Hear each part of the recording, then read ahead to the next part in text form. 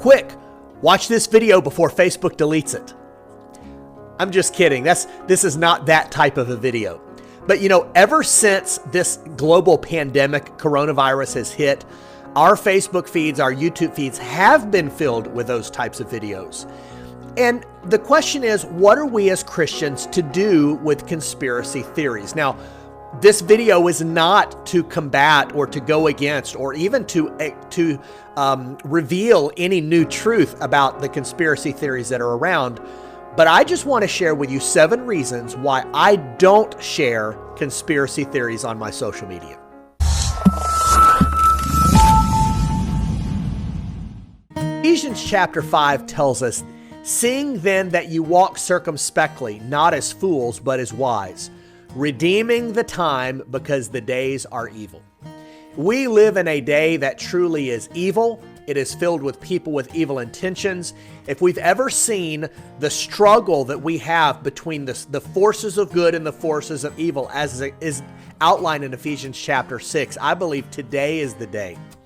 So when we are on our Facebook feed or when you are on YouTube, often you will scroll by and you will see these behind the scenes sort of revelations, these truths, what we call conspiracies, or what often are actually conspiracy theories that sort of give a deeper understanding. And, psychologists have proven that conspiracy theories are something that play into our human emotions. During a time of difficulty and unrest, human nature wants to know the truth. We want to know what's really going on behind the scenes.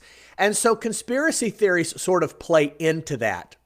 So what I want us to answer today, what I want us to look at today very shortly are 7 reasons why I don't, or why I believe we as Christians should not really consume ourselves with the conspiracy theories that are around. And you've heard all of them. The fact that coronavirus is brought about by 5G, or you've got Bill Gates and the Bill and Melinda Gates Foundation. You have the recent epidemiologist that was murdered in Pittsburgh that supposedly had found a cure. COVID-19 is a biological weapon, that the Wuhan facility where the virus was created is supposedly some place that Dr. Fauci is heavily invested in. These are all things that are floating around, and we see them and they pop up. But we have to understand how easy it is to fake news. Give me 10 minutes.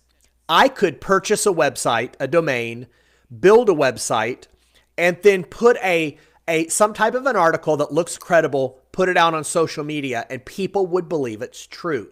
In 5 minutes, I could take a video of a beach in Myrtle Beach or in California, and you could Photoshop it to make it look like CNN has broadcast that Tennessee beaches have closed because of coronavirus outbreak, and people will believe that. In 5 minutes, I could take a Facebook feed and doctor it up to make it look like Facebook had censored the information that was there. Now, I know all of that is actually happening. I believe it's actually happening. I do believe that our major news networks have been faking news. And I do believe that there is legitimate censorship that's going on. But I want you to understand how easy it is even to fake that. So I want us to look at 7 reasons why I think as Christians, we should be very careful about how we share news and conspiracy theories in our social media. So the first reason why I don't share, and I believe we should not share or be involved in conspiracy theories, is number 1, it waters down our message. We have a bigger message than the conspiracy theories that are around us. I thought it was interesting back around Easter time, you have Christians that are sharing this conspiracy theory that 5G towers are actually the source of the coronavirus infection. At the same time, they're sharing proofs of the resurrection. Listen, my message as a believer, your message as a believer is bigger than Bill Gates. It's bigger than vaccines. It's bigger than Dr. Fauci. It's bigger than whistleblower cover-ups. Our message is about Jesus Christ. And when we begin putting out conspiracy theories regularly on social media, it actually waters down what we should be doing, which is sharing the good news of Jesus Christ. The second reason, number 2, is because fake news is fake news. I mentioned earlier how easy it is to purchase a domain, build a website, put out a source, and make it look credible. And we recognize that that is happening on the liberal news media side because we've seen the evidence of that. But I fear that too many Christians are ignorant of the reality that's also happening on the other side. Fake news is fake news. A couple of weeks ago, I saw a picture of a beach, and it said that CNN had reported that there were beach closures in Tennessee. And I saw that. It was posted multiple times on Facebook. You probably saw it as well. Now, many people saw that and recognized someone had done that as a joke to make it look like CNN had been reporting fake news. However, there were many people that saw those pictures and honestly bought into it. They bought into this narrative that CNN had reported this, and I know they did because it was clear in the comment sections, that there were people that legitimately believed that CNN had reported that. They had bought into the fake news. Listen, fake news is fake news. We should stand for truth. Number 3, because there are more important things in life. Do you realize that none of these conspiracy theories change how I live today? You know, I had to make this choice about 3 weeks ago. Just understand the sort of the timeline for me. This whole thing has been going on for about 8 or 9 weeks in our area that we've really been affected. The first 2 weeks is really trying to understand for me what was really going on. The next 2 or 3 weeks was me as a pastor trying to understand the reality of how things are affecting our situation, the reality of what's happening in our country.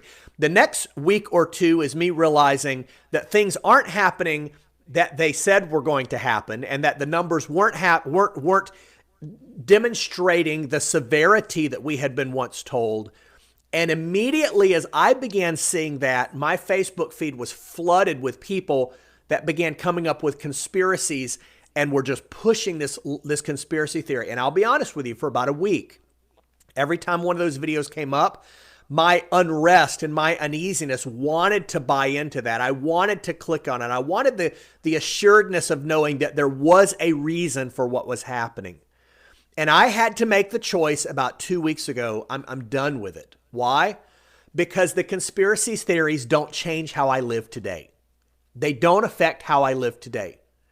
And because of that, all they do is create more unrest, more uncertainty. There are more important things in life. Conspiracy theories don't change how I live today. The next one, number 4, is we appear gullible to many. When we are constantly posting conspiracy theories online, it makes us as Christians appear gullible because we're willing to believe any news story that seems to be true that comes around. And unfortunately, can I say, I believe when we get sucked into the mindset of conspiracy theories, it actually makes us gullible. I believe as Christians, we are now looking for the bait.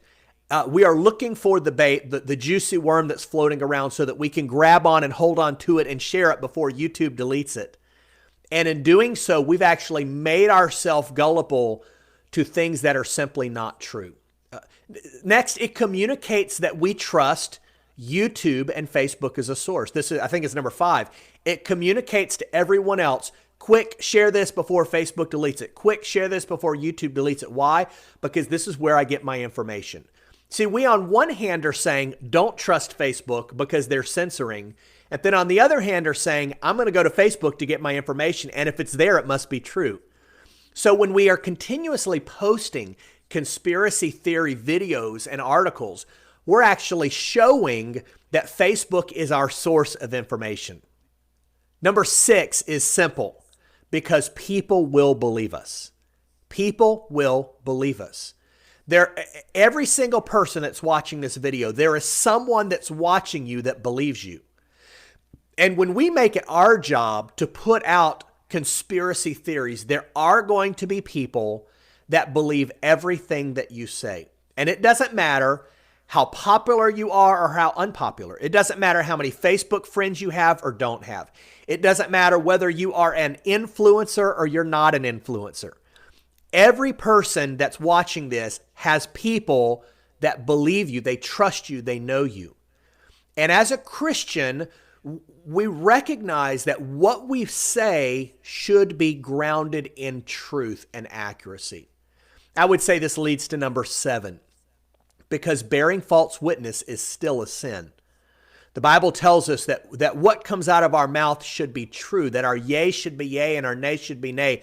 And the last time I checked, when we are bearing false witness with our neighbor, knowingly or unknowingly, or maybe you could even say it's out of ignorance. The fact that you share a video or you share something that may or may not be true, and you haven't done your due diligence to seek out and to search out. I tell you what, I don't share conspiracy videos because people will know. Number 6, we just looked at, people believe me. And because number 7, it's my job to tell the truth. Paul tells us in Ephesians chapter 5 as we wrap up, see then that you walk circumspectly, not as fools, but as wise, redeeming the time because the days are evil. And our job as Christians is to redeem the time and to speak truth. Can I encourage you, as we go forward in this time of unrest and uncertainty, don't trust in all the conspiracies, trust in the Lord.